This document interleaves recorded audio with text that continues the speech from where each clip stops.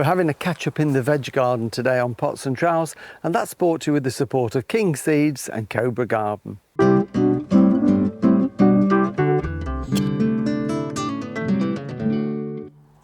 Hello and welcome to Pots and Trowels. Well, Jill and I have been working away at various flower shows for the last few weeks and we're home now, so it's time to have a quick catch up in the garden. And in the veg plot, it's unbelievable how things have grown. You don't really notice it when you're here every day, but when you're away for a while, you come back and suddenly everything has burst into growth. I mean, the brassicas here under the netting have gone absolutely mad. We've had some cool weather, had quite a lot of rain, and it's obviously suited the brassicas. These are mainly winter brassicas in here, kales and that type of thing, and they're doing really well. And this net, of course, is keeping off the butterflies. Everything else is growing. We've got courgettes doing well, the carrots, the beetroot, potatoes, everything is growing. But I want to really concentrate on this bed, which is where I mix my few legumes and the onions. And there's been quite a lot of disease around this year, which is what's prompted me to talk about it today. We've had several questions when we've been working at the shows, and one of them is on broad beans. And this is a dwarf variety called the Sutton, which is great in raised beds, small plots or in pots. And it started really well in the season.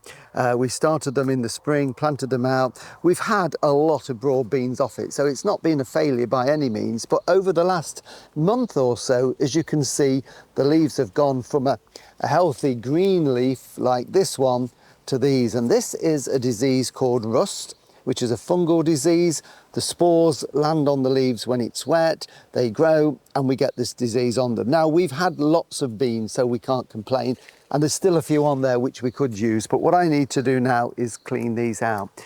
So if you've had this problem in the garden, don't panic, you're not alone. It's been widespread across the UK this year. Normally, I would chop all these stalks up and put them in the compost heap, but I don't like to put anything that's been diseased into the compost heap because potentially you can then be reinfecting the garden next year. So I will get rid of these in our council bin. They will go and be disposed of that way, and then we can fork the ground over and plant something in. So might not be a problem next year. If we get drier weather, it might not come. It is purely down to the weather. In the onion bed, which is this end of it, leeks are growing well. The onions are doing particularly well. As you can see now, we're coming towards the end of July. So these are at the stage now where they're not making any new growth, but as you can see down here, they're now starting to bulk out. So they tend to grow up until sort of the longest day of the year, make lots of growth on the leaf, and then after that, it's when the bulbs thicken out. So I expect these have got probably another 6 weeks of growing, are going to get a little bit bigger, so they should make some really good onions. And then at the far end of the bed here is where we planted the garlic, and we planted the garlic back last autumn, if you remember, and we put two types of garlic in, a traditional one and an elephant garlic.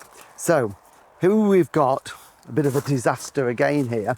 They were growing brilliantly. They grew over the winter, slowed down a bit, started in the spring, we were getting nice growth, and then in March the ordinary garlic got rust. Now, it's not the same rust as the one on the broad beans, it's very specific, but it did affect the leaves, and the leaves essentially died back, the plant stopped growing. So I've already lifted that, and normally I would expect a garlic bulb about that size. That's a good size garlic bulb, so I would have been more than happy with that, or even a little bit smaller.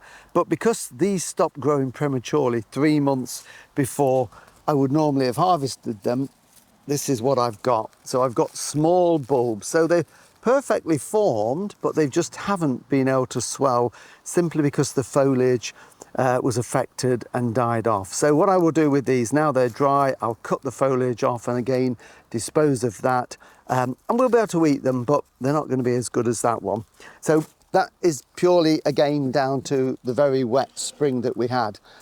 However, the elephant garlic didn't get affected at all by the rust, and as you can see, they've got no rust on there, the foliage has been healthy. It's now starting to die down, which is what happens at this time of the year because the bulb is formed. So when the bulb underground has fully formed, then the foliage dies down, and that tells us that it's time to lift it. So I haven't lifted any of these yet, so this is a surprise. So I'm using a fork because these are planted quite deep. One or two have fallen over. so I'm just going to lean those out of the way. So I'm going to put the fork in and give it a good wiggle, and we'll see, there is something there, what we've got. And there it is. Let's get rid of that soil. There is our elephant garlic. Now, I'm considering how small my ordinary garlic is, I'm absolutely delighted with that. That is a really good sized bulb there, as you can see in my hand. If I compare that to an ordinary garlic there, you can see it's much bigger. This is very closely related to the leek. It's a milder flavour. And on the bottom, we've got these little bulbils here. So what I can do is take those off and save those, and we can grow those on as more plants next year. So I've got a bit of a bonus with this one as well. So what I'm going to do with these now is gently lift them out the garden, leaving the tops on, and I'm going to put them in a tray. Some people hold them upside down. It doesn't really matter which way you do it. I'm just going to put them in a dry, airy shed and let this die down naturally. The goodness will go back down into this swollen root here, the bulb, and then once this is all dried off, I can chop it off and then we can store that, or of course eat it fresh and enjoy it. So good time to catch up in the garden with things like this. But also remember, it's now, as I mentioned, coming up to the end of July. Doesn't mean we have to stop veg gardening. There's still lots of things you can grow. So when I've cleared the elephant garlic, I'll fork the ground. I'm going to sow some spring onions that we can enjoy later on in the year. And elsewhere in the garden, there's just about time to sow dwarf French beans. You can do a last sowing of beetroot, all the salad crops, the little nont, the little baby carrots. If you sow them now, they'll be ready September, October. So still quite a lot we can do to fill these gaps. And of course, King Seeds have kindly given us a 10% discount. So if you go onto their website, kingseeds.com, and you quote PT2024, you'll get your 10% off their seeds. So get cracking in the garden and keep growing.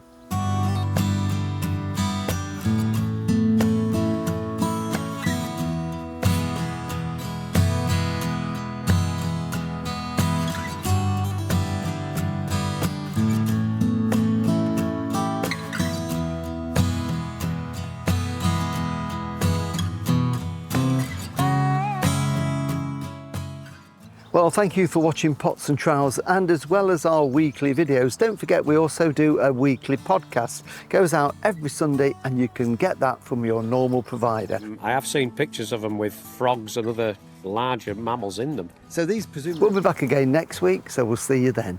Bye.